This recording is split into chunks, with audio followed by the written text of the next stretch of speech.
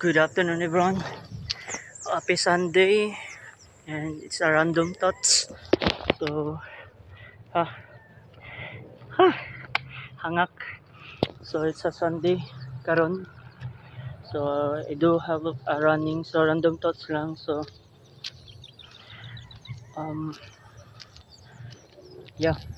If your stress is out, stress na kayo ka, just go run or just go physical exercise.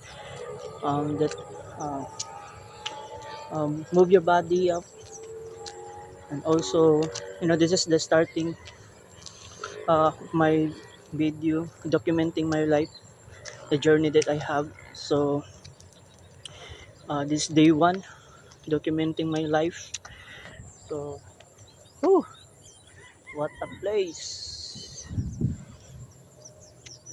So that's it. And I hope that whatever you're doing right now, you're going through some tough times, challenges, troubles in life. Have faith, uh, finish your race, and keep the faith that you have. So do not be in control to what is happening in the world. So all the negative thoughts that you have in your mind, just eradicate it. So do not mind it. Just focus on improving yourself. Just run. Come on, let's run.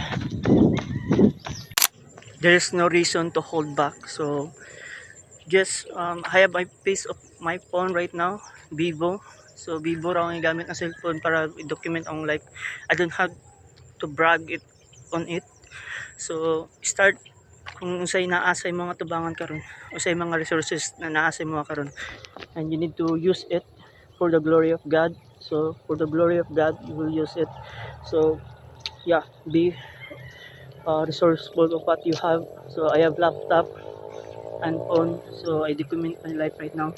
So this is the day one of documenting my life. So it doesn't matter whatever devices that you have right now, usay mga device na imong gigamit, basta you need to start now, right now. Come on, right now. God bless everyone.